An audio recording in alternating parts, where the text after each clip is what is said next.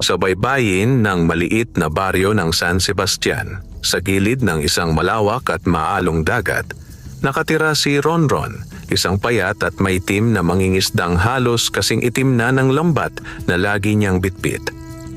Sa bawat umaga, bago pa sumilip ang araw sa likod ng mga bundok, gising na si Ronron. Iisa lang halos ang suot na damit, manipis na t-shirt na kupas at pantalon na may mga tagpi.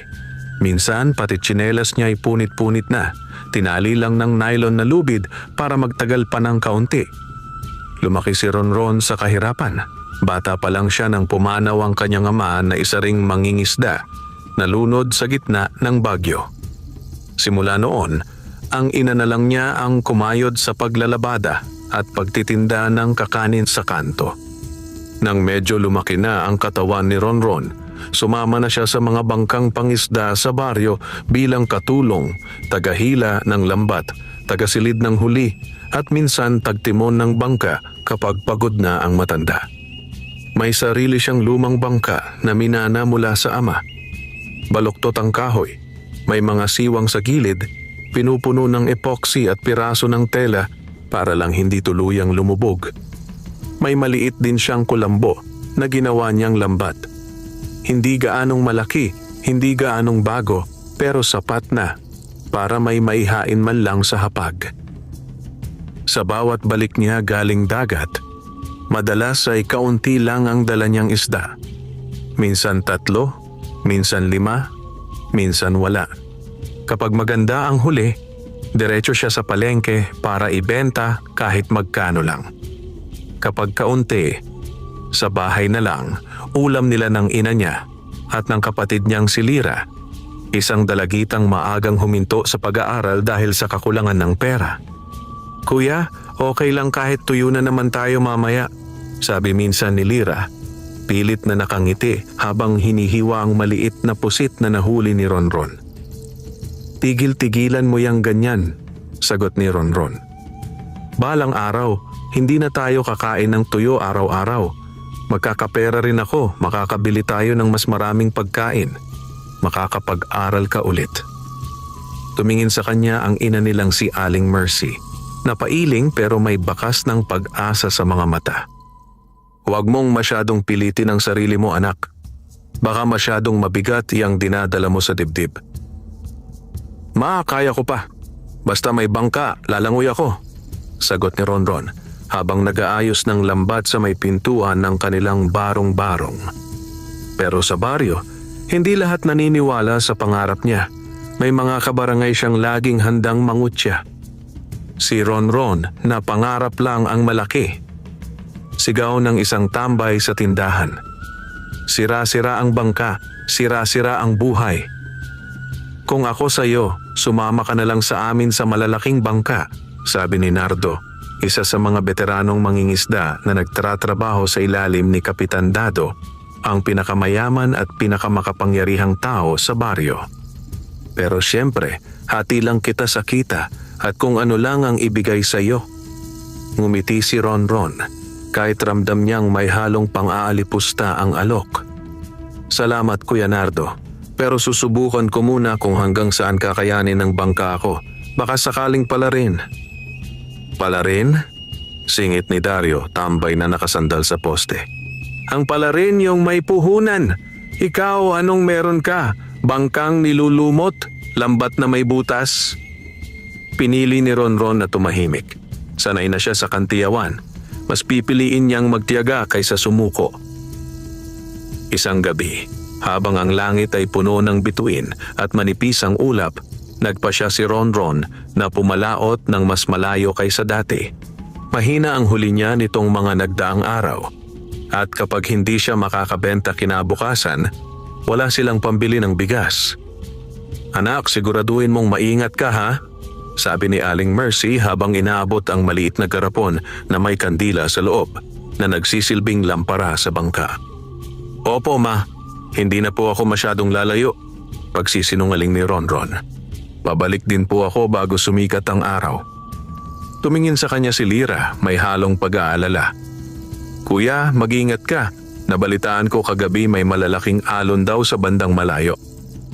"Huwag kang mag-alala. Sagot ni Ronron, sabay ngiti. May bantay akong mga bituin. Pagdating niya sa dalampasigan, tahimik na ang paligid. May iilang bangka na rin ang naghahanda. May ilan ding paalis na. Uy, si Ronron, sigaw ni Nardo. Saan ka pupunta? Huwag kang masyadong lalayo ha. Baka abutin ka ng alon at malunod ka na naman sa pangarap mo. Tinanguan niya lang ito, hindi na sumagot. Itinulak niya ang bangka, sumakay at dahan-dahang sumulong sa dagat habang ang lamparan niyang garapon na may kandila ay mahina ngunit steady ang liwanag. Habang palayo siya ng palayo, ramdam niya ang lamig ng hangin sa pisngi at ang dagundong ng malalayong alon. Tahimik ang gabi, maliban sa tunog ng tubig na humahampas sa gilid ng bangka. Umabot siya sa bahaging hindi niya karaniwang pinupuntahan, mas malalim, mas madilim at mas walang ibang bangka. Inayos niya ang maliit na lambat, sabay bulong. Panginoon, kahit konti lang, basta may maihain lang po sa hapagbukas. Kahit kaunting isda, sana pala rin naman. Pagkatapos ay inihulog niya ang lambat sa malamig na tubig. Hinayaan niya ito na unti-unting lumubog habang ang bangkay bahagyang umuuga sa alon. Ilang minuto walang nangyari. Sanay siya rito. Sa buhay mangingisda, madalas ay paghihintay ang kalaban mo. Lumipas ang kalahating oras, sumilip na ang inip sa mga mata ni Ronron. Hinilan niya ng kaunti ang lubid, parang sinusubok kung may kabig. Noong una, magaan. Naisip niya, wala na naman sigurong nahuli.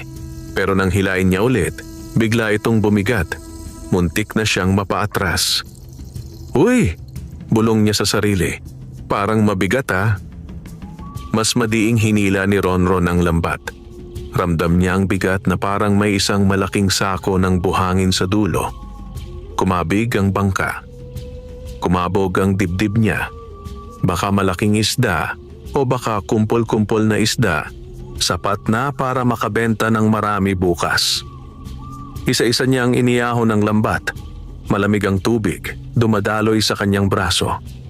Nang luminaw na ang nahuhuli ng mata niya sa ibabaw, halos mabitawan niya ang lambat sa pagkabigla. Nasa loob ng lambat, kumikislot-kislot, ang isang isda na hindi niya pa kailanman nakita sa buong buhay niya. Kasing haba ito ng kanyang braso at ang buong katawan ay tila ginintuan. Hindi lang basta kulay dilaw, tila tunay na ginto na kumikislap sa ilalim ng buwan. Bawat kaliskis ay tila salaming tumatanggap ng liwanag ng buwan at bituin at ibinabalik iyon ng mas maliwanag. Ang mga mata ng isda ay tila may malalim na ningning, parang mata ng taong may iniingatang sikreto. Napasinghap si Ronron. Diyos ko! Hinila niya ng tuluyan ang lambat at dahan-dahang inilapag ang isda sa loob ng bangka. Kahit nasa labas na ng tubig, hindi ito agad ng hina. Kumilos-kilos ito, marahan, at habang gumagalaw, para bang mas nagiging matingkad ang kinang ng katawan. Dumapo sa isip ni Ronron ang unang praktikal na ideya. Kung ibebenta ko ito, baka milyon ang halaga. Baka kay Kapitan Dado, sa mga taga-Maynila, sa mga kolektor, isang isda lang. Baka kayang baguhin ang buhay namin nito. Naramdaman niya ang pagbilis ng kanyang paghinga.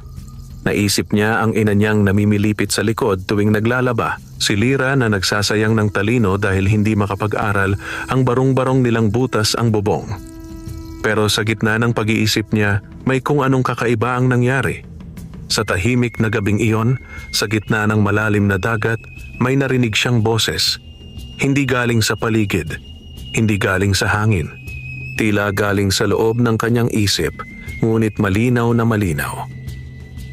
Ronron. Napalingon siya kahit walang ibang tao sa bangka. Pumintig ang kanyang sentido. Ronron, ulit ng boses. Maamo, malamig, at may halong lungkot. Napatingin siya sa ginintuang isda. Nakatitig ito sa kanya. Hindi gumagalaw ang bibig, pero parang sa mga mata nito nanggagaling ang tinig. Huwag kang matakot, wika ng boses sa kanyang isipan. Ako ang kausap mo. Kinilabutan si Ronron. Kinapa niya ang dibdib, sinusubukang pakalmahin ang sarili. Nananaginip ba ako? Bulong niya. O napagod lang ako? Hindi ka nananaginip, sabi ng boses. Ako ang isdang nahuli mo. Ngunit ako ay hindi basta isda. Ako ay tagapangalaga ng dagat na isinumpang mamuhay sa anyong ito. Nahuli mo ako dahil pinahintulutan ko. Nanuyo ang lalamunan ni Ronron. Totoo ba to? Mahina niyang tanong. Halos bulong na. Totoo, sagot ng tinig. At alam ko kung sino ka, Ronron. Ikaw ang mangingisdang kahit laging kapos. Hindi gumagamit ng dinamita. Hindi nangingisda sa pagbabawal. Hindi nagnanakaw ng lambat ng iba. Ikaw ang mangingisdang marunong rumespeto sa dagat. Napatitig si Ronron sa ginintuang isda. Naalala niya ang ilang pagkakataon na tumanggi siyang sumama sa mga kabarangay na gumagamit ng ilegal na pamamaraan sa pangingisda. Sumama ka na, malaking kita to. Sabi noon ni Dario. Isang bagsak lang, puno bangka. Bawal yan, sagot ni Ronron noon. Masama na sa batas, masama pa sa dagat, uubusin nating lahat ang isda. Ngayon, parang may sagot na ang lahat ng pagpipigil niya noon. Parang may nakakita sa kanya mula pa sa ilalim ng alon. Bakit kita nahuli kung ganon? Tanong ni Ronron, nanginginig pa rin ang tinig. Dahil kailangan kita, sagot ng isda. At kailangan mo rin ako, ngunit hindi sa paraang iniisip mo. Napayuko si Ronron. Ang unang naisip niya, pera. Pera para sa pamilya. Pera para hindi na siya magutom. Pera para hindi na siya pagtawanan sa baryo. Ngunit kasabay nito ay biglang sumulpot sa puso niya ang kakaibang awa sa nilalang na ito. Ang kinang ng kaliskis ng isda ay kaakit-akit, pero ang mga mata nito ay may malalim na lungkot. Kung ibebenta kita, mahina niyang sabi, tapos katayin, gawing palamuti, ano ang mangyayari sa iyo? Wawala ang sumpa ko, sagot ng isda. Ngunit mawawala rin ang karangalan mo. Napasinghap si Ronron. Tumigil siya. Tumingin sa malalim na dagat. Malayo ang dalampasigan, mag-isa lang siya. Walang makakaalam kung anong desisyon ang gagawin niya, maliban sa kanya at sa gintong isda. Kung aalagaan mo ako, pagpapatuloy ng isda, tutulungan kita. Hindi sa anyo ng bigla ang kayamanan, kundi sa paraan na hindi mo ikapapahamak at hindi sisira sa dagat, ngunit may kondisyon. Ano yon? Tanong ni Ronron. Huwag mo akong ibebenta, sagot ng isda. Huwag mo akong ipapakita sa mga taong ang nasa puso lamang ay kasakiman. Huwag mo rin akong itatago para lang sa sarili mong kabutihan. Ang tulong na ibibigay ko sa iyo ay dapat ibahagi mo rin sa iba. Matagal na natahimik si Ronron. Sa loob ng kanyang dibdib, naglalaban ang matinding pangangailangan at ang hindi maipaliwanag na udyok ng konsensya. Milyon ang maaaring kapalit ng isdang ito, pero kapalit nito ang kalayaan ng isang nilalang na halatang hindi ordinaryo. Pumikit si Ronron, huminga ng malalim at sa huli nagpasya. Hindi kita ibebenta, mahina niyang sabi. Kung ikaw nga ang sinasabi mo at kung talagang tutulungan mo ako, aalagaan kita. Hindi kita ipapakita kung kani-kanino. Pero kailangan ko ng tiwala mo na hindi mo rin pababayaan ang pamilya ko. Parang may banayad na mainit na hangin na dumampi sa mukha ni Ronron. Kumislap ang ginintuang katawan ng isda at saglit na naging mas matingkad ang kinang nito. May tiwala ako sa iyo, Ronron, sabi ng boses. Simula ngayon, magkaugnay na ang tadhana natin. Dahan-dahang itinakip ni Ronron na ang isang basang sako sa ibabaw ng isda para hindi ito kita kung sakaling may ibang bangkang dumaan. inayos niya ang kanyang sarili at nagsimulang maglayag pabalik sa dalampasigan. Pagbalik niya sa baryo, madilim pa rin at marami ng bangkang nakatali. May iilang mangingisda na nagbubuhat na ng mga palanggana ng isda. Sabay sigaw ng huli nila. "Uy, si Ronron!" sigaw ni Dario. "Anong huli mo? Kita mo to, puro tambakol, malalaki." Ngumiti si Ronron, bakas sa muka ang pagod at kaba na tinatago. "Kakaunti lang," sagot niya. "Para sa amin lang sa bahay. Wala akong ibebenta." "Talaga bang may nahuhuli ka pa sa kupas mong lambat?" Sabat ng isa pa. "Baka puro alon lang ang bitbit mo." Hindi na sumagot si Ronron. Dali-dali niyang isinakay ang balde ng iilang isda na nahuli niya bukod sa ginintuang isda at tahimik na naglakad pa uwi. Sa ilalim ng bangka, sa isang nakatagong espasyo na sariling ginawa niya noon, maingat niyang isiniksik ang ginintuang isda. May konting tubig at basang tela para hindi ito matuyuan. Pagdating sa bahay, sinalubong siya ng ina at ni Lyra. "Anak, kumusta?" tanong ni Aling Mercy.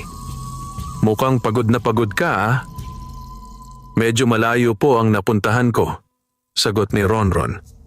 "Pero may konting huli, sapat na siguro sa almusal at tanghalian." Napangiti si Lyra. "Ayos na yon kuya, basta magkakasama tayo masarap pa rin kain."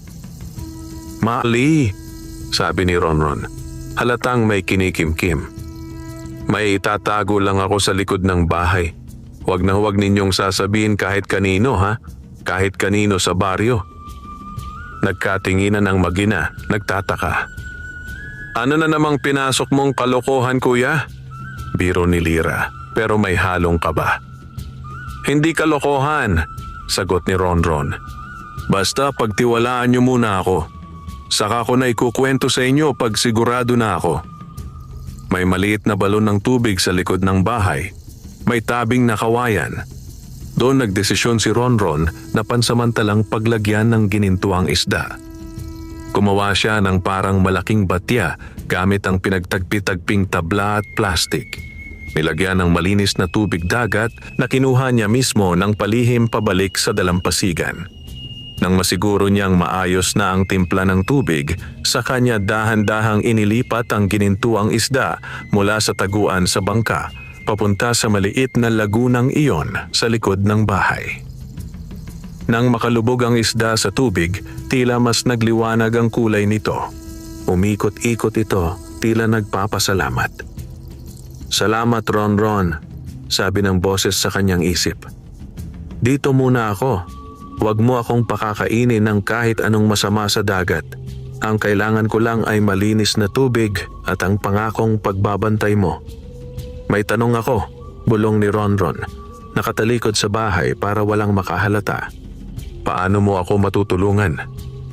"Huwag kang mag-alala," sagot ng isda. "Simula bukas, hahawak ako sa agos ng buhay mo." Kinabukasan, maaga pa rin gumising si Ronron. Pero sa halip na agad pumalaot, tiningnan muna niya ang ginintuang isda sa likod ng bahay. Buhay na buhay ito, masigla, kumikislap pa rin sa ilalim ng tubig. "May gagawin ka bang kakaiba ngayon?" tanong niya. "Pumalaot ka tulad ng dati," sagot ng isda. "Pero sundin mo ang dikta ng hangin at alon. Makikinig ka sa mga bulong na matagal mo nang naririnig pero di mo pinapansin."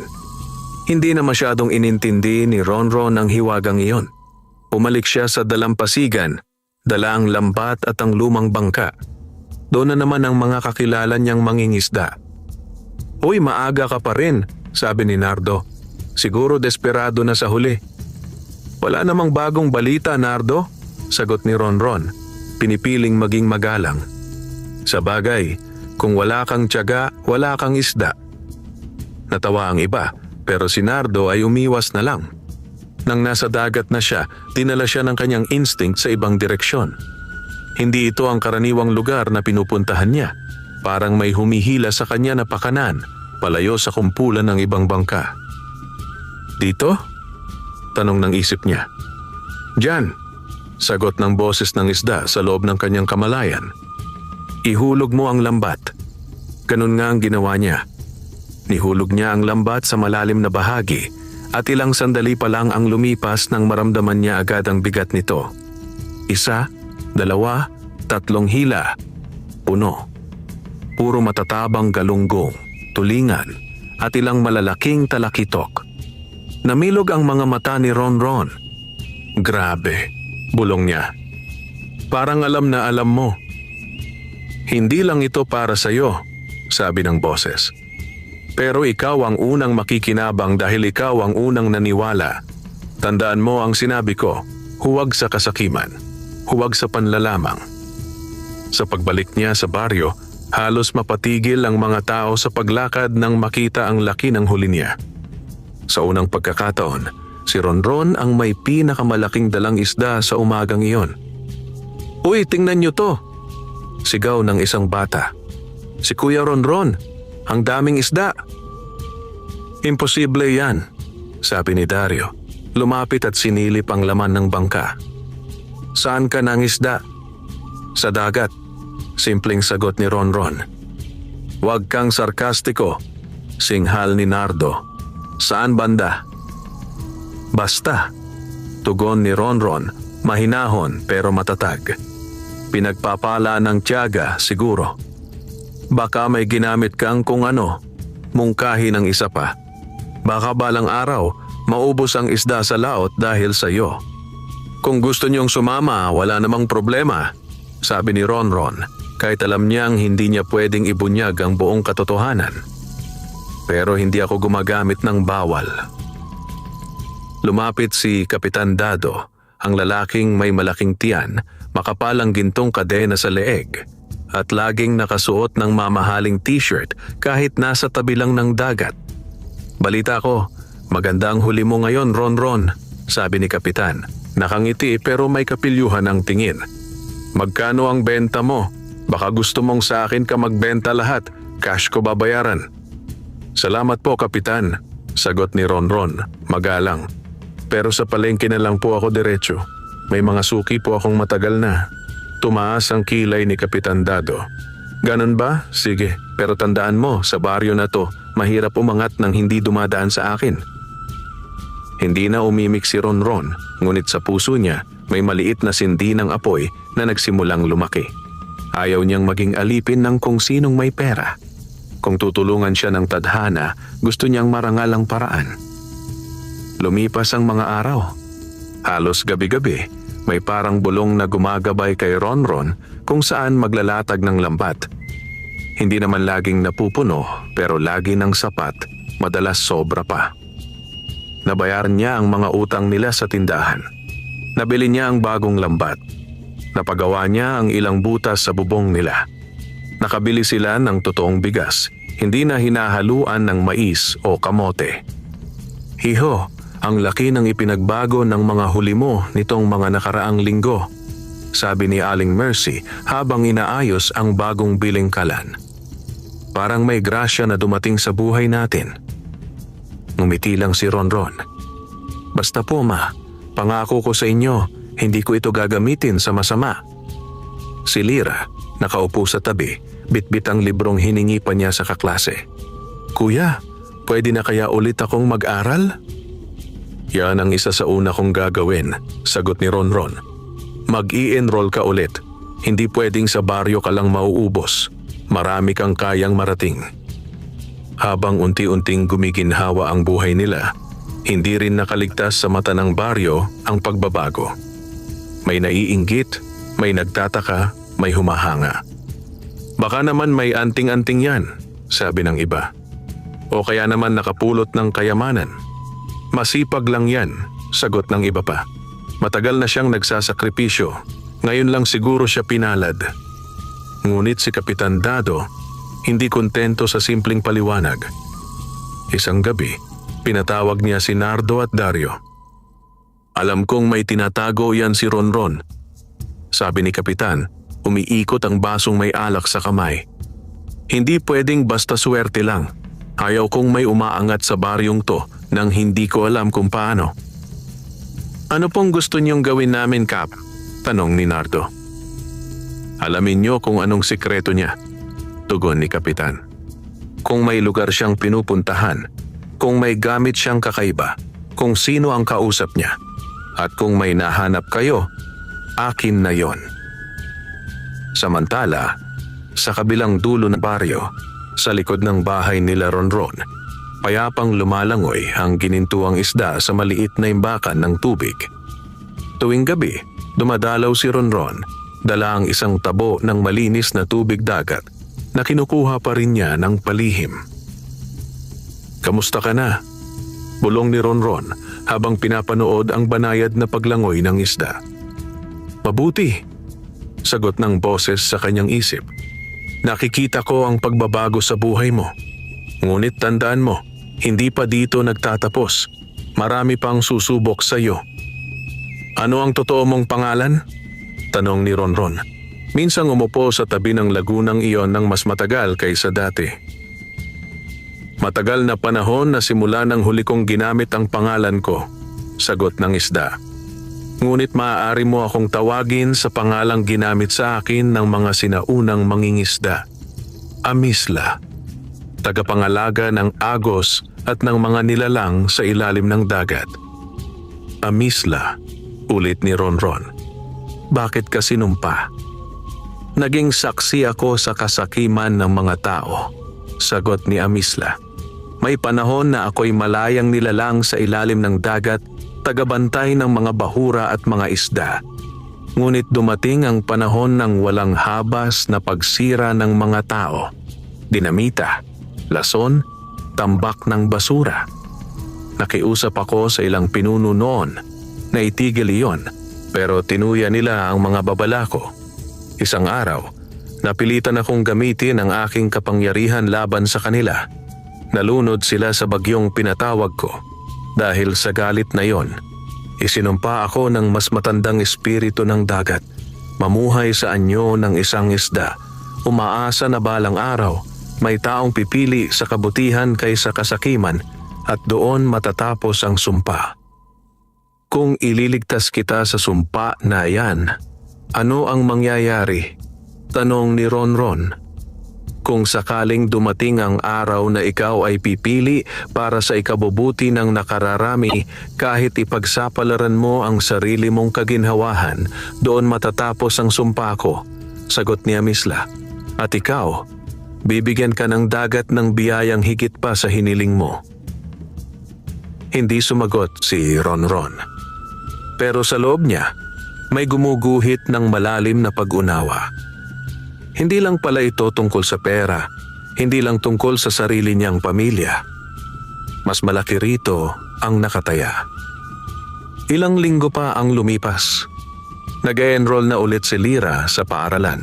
Dala ang ilang bagong notebook at lapis na binili ni Ronron.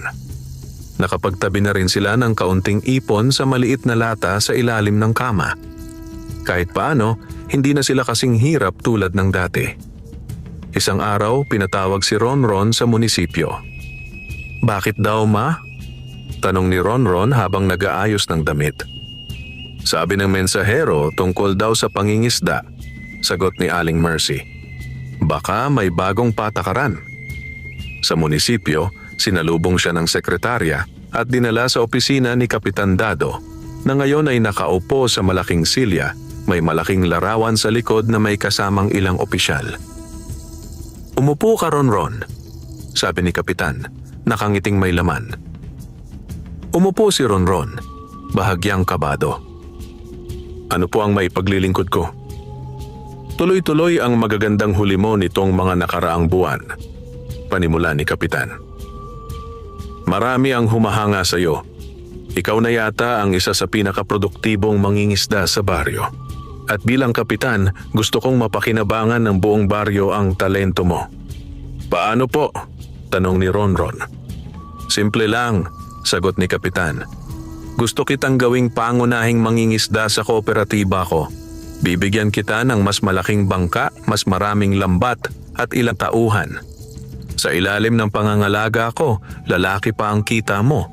Ang kapalit lang, kalahati ng kita mo, akin. At syempre, sasabihin mo sa akin kung saan ka nangingisda, ano ang sikreto mo para maituro rin sa iba." Tahimik na napayuko si Ronron. Kung noon niya ito narinig, baka pumayag na siya agad.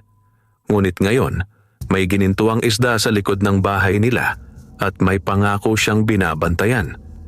"Kapitan," maingat niyang sabi, "malaking bagay po ang alok niyo. Pero sa ngayon, kaya ko pa pong mag-isa. Ayokong pasukan ng kasunduan na baka sa huli, hindi ko maingatan ang sarili kong prinsipyo." Nagtago ang inis sa likod ng ngiti ni Kapitan Dado. Prinsipyo? Gaano ba kalaki ang prinsipyo kung ikukumpara sa bangkang bago, mas malaking kita at mas marangyang buhay? "May pamilya po akong umaasa sa akin," sagot ni Ronron. "Pero ayaw ko ring maging dahilan ng pagkawala ng balanse sa dagat. Ang ginagawa ko sapat na po. Hindi ko kailangan ng sobrang sobra kung ang kapalit naman yon ay lubos na pagsuko ng sarili kong desisyon." "Matigas kang kausap," malamig na sagot ni Kapitan. "Pero sige, pag-isipan mo. Huwag mong kalilimutan, Ronron, na hindi lahat ng umaangat ay pinalalampas ko." Naramdaman ni Ronron ang malamig na banta sa likod ng mga salitang iyon. Paglabas niya ng munisipyo, mabigat ang hakbang niya, ngunit sa kabila niyon, may kakaibang gaan sa dibdib niya na pagtanto niyang naging tapat siya sa sarili. Nang gabing iyon, kinausap niya ulit si Amisla. "Ipinatawag ako ng kapitan," sabi ni Ronron. "Alam ko," sagot ng boses. "Naririnig ko ang alon ng kasakiman sa paligid niya. Anong ginawa mo?" "Tinanggihan ko," sagot ni Ronron. "Pero natatakot ako. Baka gumanti siya." "Ang mga taong ganid, hindi agad sumusuko," wika ni Amisla. "Darating ang oras na susubukin ka pa niya. Pero tandaan mo ang sinabi ko. Ang sumpa ko ay nakatali sa pinakamahalagang desisyon na gagawin mo." Hindi nagtagal, kumalat ang tsismis sa baryo. May mga nagsabing hangal daw si Ronron sa pagtanggi kay Kapitan. May mga nagsabi namang matapang siya.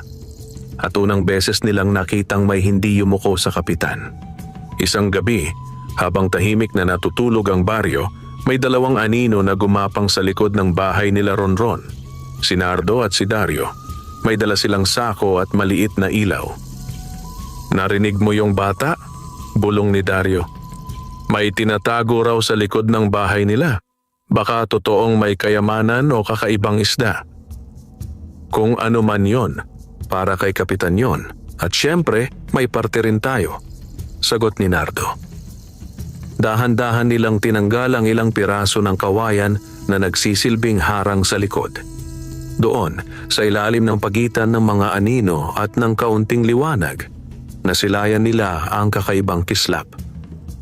"Uy!" bulong ni Dario. "Kita mo yan?" Sa maliit na imbakan ng tubig, lumapit sa ibabaw si Amisla.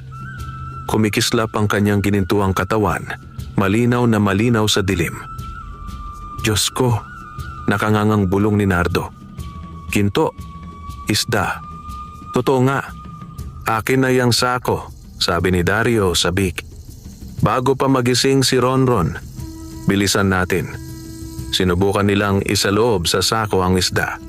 Ngunit nang mahawakan nila ito, biglang sumirit ang malamig na tubig. Kumislap ng matindi ang ginintuang katawan at isang malakas na alon ng hangin ang tila sumabog mula sa maliit na lagunang iyon. Napaatras ang dalawa, natumba at nagsigaw. Nagising si Ronron sa loob ng bahay. "Ma, Lira, huwag kayong lumabas!" Sigaw niya, sabay dura sa pinto at tumakbo sa likod. Pagdating niya sa likod, nadatnan niyang nakahandusay sina Nardo at Dario. Basang-basa, nanginginig at nakatitig sa ginintuang isda na nakalutang pa rin sa tubig. "Anong ginagawa niyo dito?" Galit na sigaw ni Ronron. "Ronron," utal ni Nardo. "Pasensya na, inutusan lang kami ni Kapitan. Akala namin, kaya naming kunin." "Kunin?" mariing tanong ni Ronron. "Kung ano man ang nakita nyo, wala kayong karapatang basta na lang kunin." Totoo palang may sikreto ka. Bulong ni Dario, nanginginig. Isda na ginto, kaya pala umaangat ka. Iuulat namin to kay Kapitan. Hindi kayo lalapit ulit dito, maring sabi ni Ronron. Kung ayaw niyong may masamang mangyari sa inyo. Hindi niya sinuntok ang dalawa. Hindi niya sila sinaktan kahit gustong-gusto niyang gumanti. Pinili na lang niyang tumindig sa harap ng ginintuang isda, parang nagbabantay na sundalo. Tayo na, sabi ni Nardo kay Dario, takot na takot. Lumayas na tayo. Kinabukasan, kumalat sa baryo ang balita tungkol sa ginintuang isda. Sa umpisa, usap-usapan lang parang alamat. Pero nang makarating kay Kapitan Dado ang kwento mula mismo sa bibig ni Nardo at Dario, hindi na siya natawa. Ginintuang isda? Ulit ni Kapitan, nakakunot ang noo. Sagrado o sumpa man yan, wala akong pakialam. Ginto pa rin yan, kayang magdala niyan ng kayamanan. Kailangan akong makinabang. Kinabukasan, nagpadala siya ng mga tauhan sa bahay ni Ronron kasama ang ilang pulis barangay na nakikinabang din sa kanya. Ronron! Sigaw ng isa sa mga tauhan. Ipinatatawag ka ni Kapitan, ngayon na. Lumabas si Ronron sa harap ng bahay. Si Aling Mercy at si Lira ay nakasilip sa likod, halata sa muka ang pangamba. Kung may pag-uusapan si Kapitan at ako, pwede namang dito na lang, sabi ni Ronron. Hindi pwede, sagot ng tauhan. Sa opisina niya kakakausapin at kung ayaw mong puwersahin ka namin, sumama ka na. Mabigat ang hakbang ni Ronron patungong munisipyo. Sa loob ng opisina, nag-iisa si Kapitan, nakaupo, nakahalukip-kip, seryoso ang muka. Alam ko na ang sikreto mo, Ronron, panimula ni Kapitan. May ginintuang isda ka sa likod ng bahay mo. Hindi na nagkunwari si Ronron. Kung totoo man yon, bakit po sa inyo ko kailangang ipaliwanag? Dahil ako ang kapitan ng baryong to, sagot ni Dado. At lahat ng kayamanang lumilitaw sa nasasakupan ko. May karapatan akong malaman at pakinabangan. Ngayon, pwede nating gawin to ng maayos. Ibibigay mo sa akin ang isda. Ako ang bahalang magbenta o mag-alaga. Bibigyan kita ng porsyento. Baka kaya pa nating gawing atraksyon sa lungsod. Ginintuang isda ng San Roque. Lahat tayo kikita. Hindi ko ibibigay si Amisla, maring sagot ni Ronron. Amisla? Ulit ni Kapitan. Pangalan pa talaga? Nilalang lang yan, Ronron. Hindi tao. Isda na pwedeng gawing pera. Hindi po siya basta isda, sagot ni Ronron.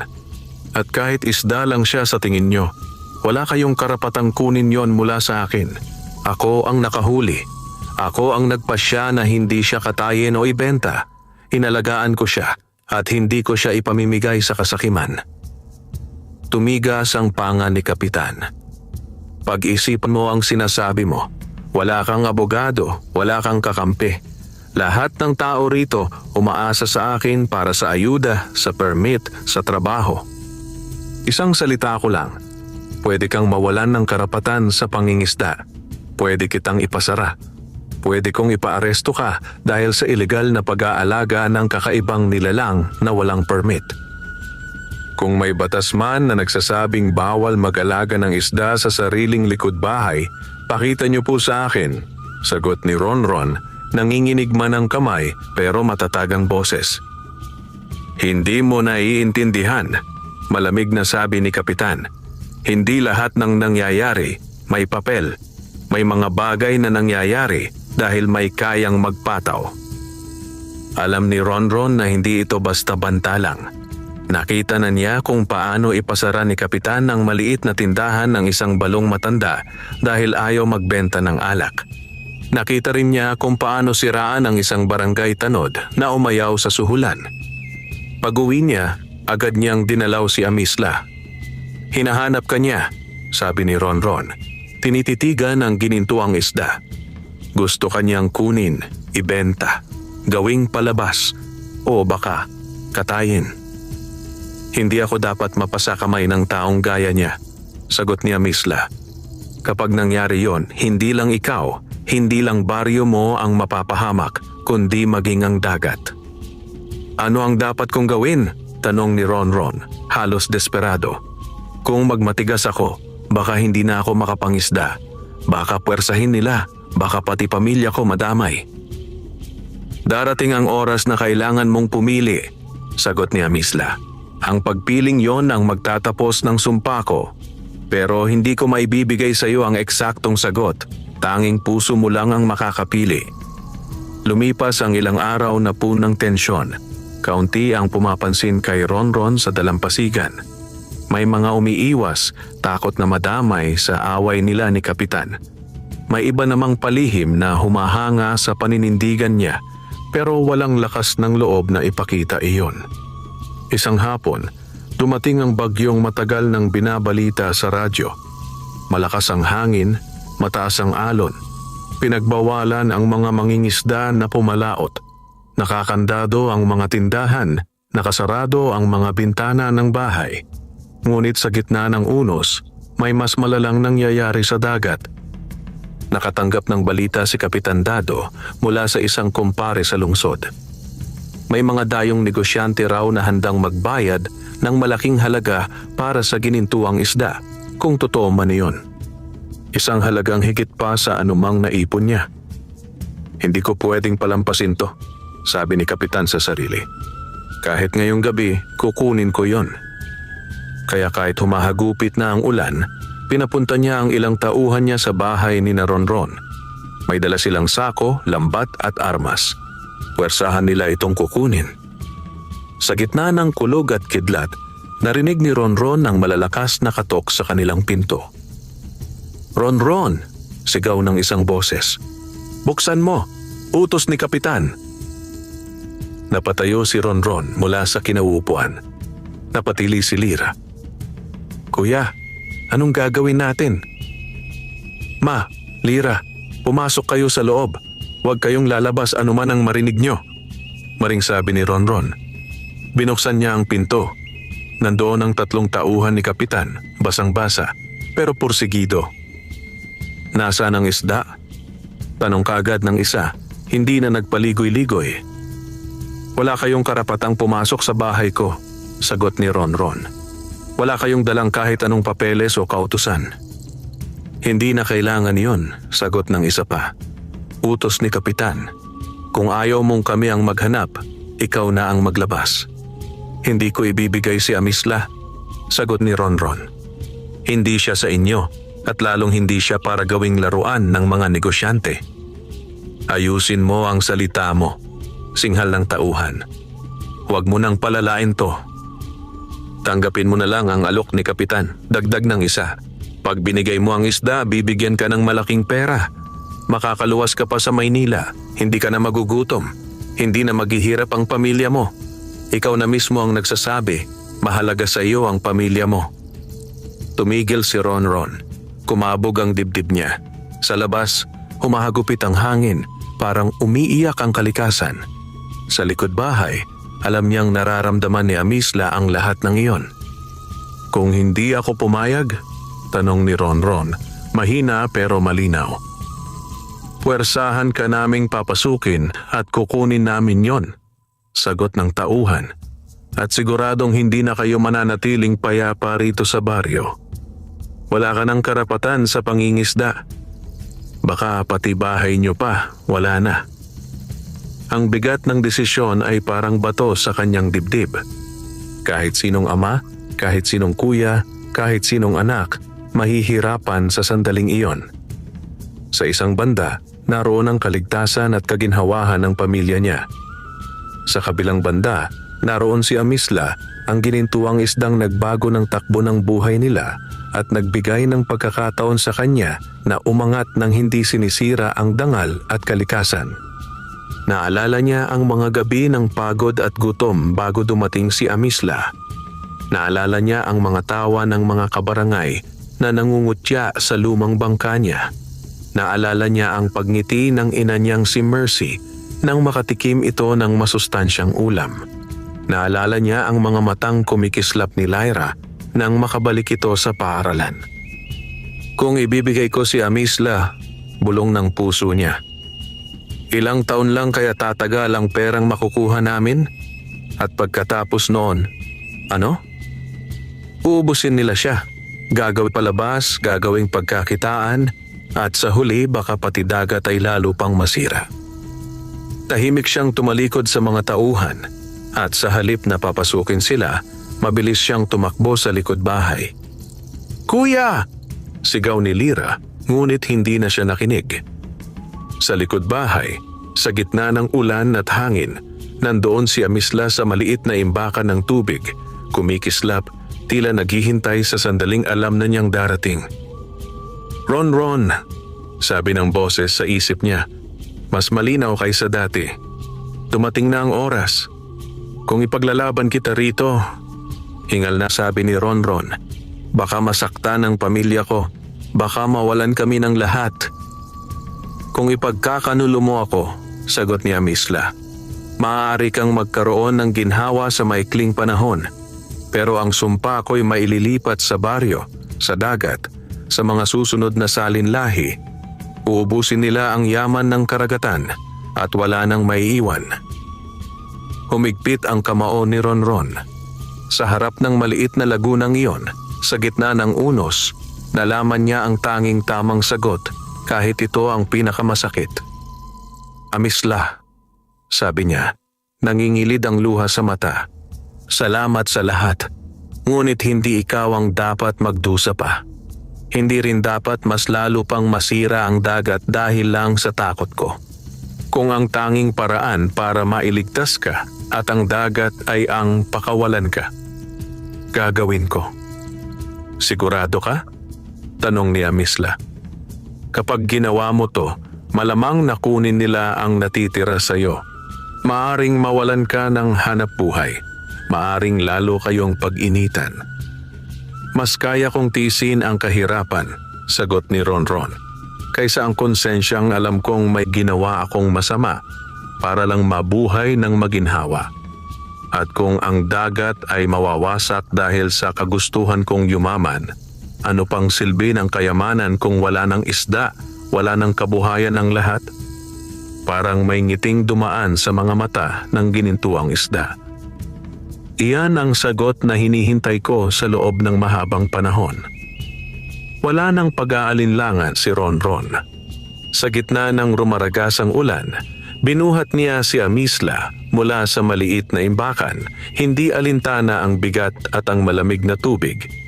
Tumakbo siya patungong dalampasigan, habang sa likod ay naririnig niya ang mga sigaw ng mga tauhan ni Kapitan. "Hinahabol siya," sigaw ng isa. "May dala siyang kung ano, mukhang yung isda, palahaw ng isa pa." Sa dalampasigan, mataas ang alon, galit na galit ang dagat. Ang iba'y takang-taka kung bakit may isang mangingisda na tumatakbo patungong tubig sa gitna ng bagyo. May bitbit na kumikislap sa bisig. Ron," sigaw ni Aling Mercy mula sa pinto ng kanilang bahay, hawak-hawak si Lyra. "Anak, bumalik ka!" Pero hindi na lumingon si Ron. Sa bawat hakbang niya sa buhangin, pakiramdam niya'y binubura niya ang takot sa puso niya. Sa dulo ng dalampasigan, sa tapat ng nagwawalang alon, huminto siya. Tiningnan niya si Amisla sa kanyang mga kamay. Sa huling pagkakataon, nakita niya ang kinang ng ginintuang kaliskis at ang lalim ng mga matang, tila nakakaunawa ng lahat ng sakit ng mundo.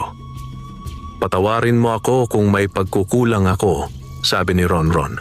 "Pero dito natatapos ang sumpa mo." "At dito rin," sagot ni Amisla, "nagsisimula ang panibagong pag-agos ng buhay mo."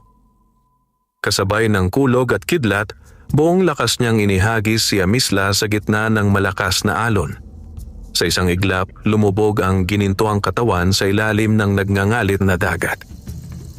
Tahimik ang sumunod na sandali, kahit ang hangin at ulan ay patuloy pa ring umaararo. Nang maramdaman ni Ron ang kirot sa dibdib, parang may bahagi ng sarili niyang kinuha at isinuko niya sa dagat, bigla niyang nakita ang kakaibang pangyayari. Sa kalagitnaan ng malalakas na alon, may isang malaking kislap na tila sumabog sa ilalim ng tubig. Tila may ginintuang liwanag na kumalat. gumapang sa ibabaw ng alon at umakyat sa langit. Ang bagyo na kanina'y rumaragasa ay unti-unting humina. Ang hangin ay kumalma at ang ulan ay nagbawas ng bagsik. Ang mga taong nanonood mula sa kanilang bintana ay napapikit sa liwanag. Ang mga tauhan ni Kapitan na humahabol kay Ronron ay napahinto, nalunod sa sindak. Maya-maya, ang dagat na kanina'y parang halimaw ay naging payapa. Ang mga alon ay bumalik sa karaniwang galaw at ang langit ay nagbukas ng kaunting puwang kung saan sumilip ang buwan. Si Ronron, nakaluhod sa buhangin, hingal, naluluha, pero may isang bagay na ngayon lang niya naramdaman ng ganito katindi. Ang gaan sa kalooban. Sa loob ng kanyang isip, bago tuluyang lumayo ang presensya ni Amisla, may huling boses siyang narinig. Natapos na ang sumpa ko, Ronron. Pinalaya mo ako at pinalaya mo rin ang sarili mo sa kasakiman ng iba. Hindi ko maipapangako ang marangya mong buhay, pero maipapangako kong hindi ka pababayaan ng dagat. Kinabukasan, ginising ang baryo ng isang kakaibang tanawin.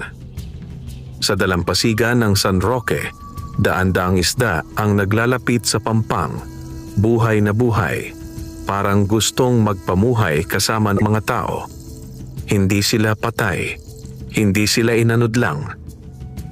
Para bang kusang lumalapit ang mga ito sa mga mangingisda, tila pagbati. Grabe ito, bulong ng isang mangingisda.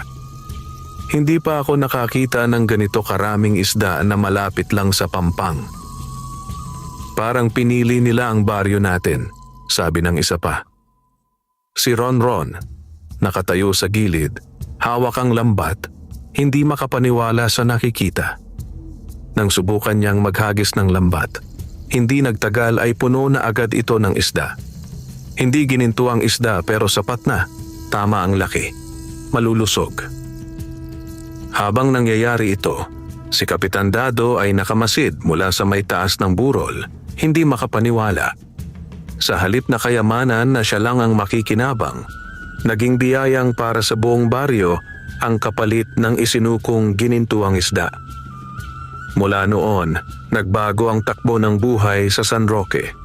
Naging masagana ang pangingisda, pero dahil sa kwento ni Ronron at ng ginintuang isda, natuto ang mga tao na huwag abusuhin ang dagat.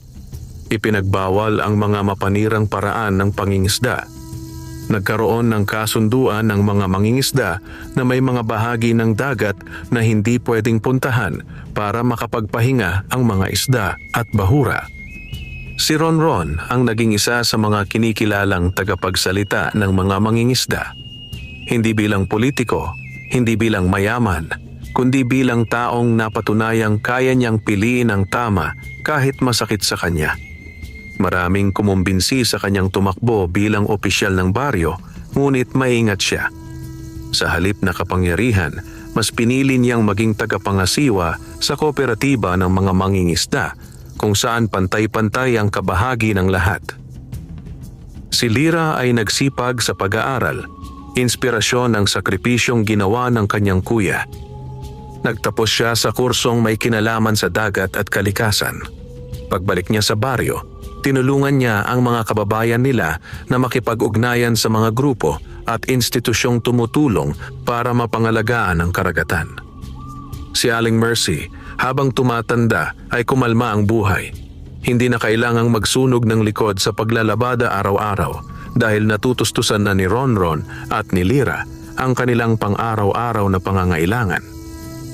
Madalas siyang nakaupo sa harap ng bahay, pinagmamasdan ng dagat at sa bawat alon, naaalala niya ang gabing muntik nang mawala ang anak niya at ang gabing pinili nitong isuko ang kayamanang maaaring naging kanila.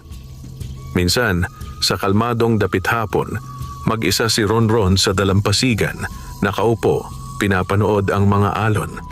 Sa mga sandaling iyon, parang may nararamdaman siyang pamilyar na presensya sa ilalim ng tubig. Hindi na niya nakikita si Amisla. Hindi na niya naririnig ng malinaw ang boses nito. Ngunit sa bawat hampas ng alon sa pampang, sa bawat magandang huli, sa bawat batang natututong rumespeto sa dagat, alam niyang naroon pa rin ang anino ng ginintuang isda. Salamat. Mahina niyang bulong para bang may kausap na nakikinig. Hindi mo lang binago ang buhay ko, binago mo ang buong baryo. At sa bawat pagkakataong naglalayag siya, gamit pa rin ang bangkang minana niya sa ama.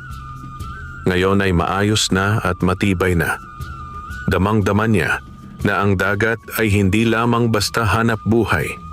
Isa itong kaibigang dapat igalang, isang tahanang dapat alagaan, at isang paalala na ang tunay na kayamanan ay hindi nasusukat sa kinang ng ginto, kundi sa ginhawang dala ng malinis na konsensya at masaganang buhay para sa lahat.